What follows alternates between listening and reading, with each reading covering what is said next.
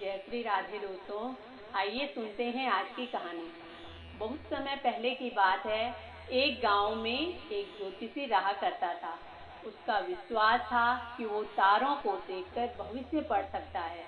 इसीलिए वो सारी रात उठकर आसमान को ही ताकता रहता था। गांव वालों के सामने भी अपनी वो इसी विद्या की डींगे हाँका करता था। एक शाम की बात है, जब वो गांव की कच्ची सड़क से पैदल चलते हुए अपने घर की ओर आ रहा था।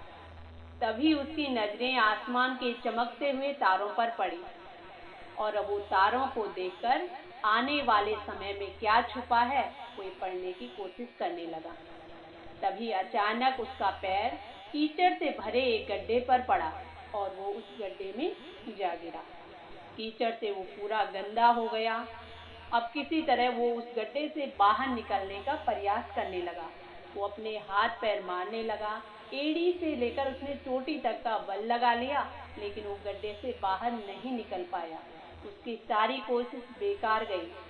अब जब वो अंत में असफल हो गया तो वो अब चिल्लाने लगा और कहने लगा कि कोई मेरी मदद करो। उसकी आवाज सुनकर गांव के लोग वहां दौड़े चले आए और उन्होंने जब उसे गड्ढे में गिरा देखा तो वो समझ गए कि ये अपनी आदत से लाचार है।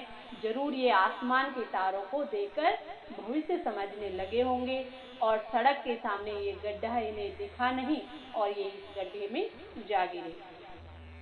अब लोगों ने जैसे कैसे उन्हें उस गड्ढे से बाहर निकाला और फिर कहा कि तुम आसमान में तारों को देखकर भविष्य पढ़ते रहते हो और तुम्हें यही पता नहीं है कि तुम्हारे पैरों के तले क्या है। भविष्य की तलाश में मत भटको, जो सामने है उस पर ध्यान दो। भविष्य अपना ख्याल खुद रख लेगा। तब ज्योतिषी को बात समझ में आ गई और वो वहां से अपने घर चला गया।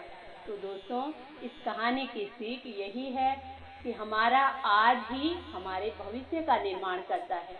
इसीलिए भविष्य की चिंता छोड़कर आज पर अगर हम ध्यान केंद्रित करेंगे और अच्छे कर्म करेंगे तो हमें निश्चित सफलता मिलेगी।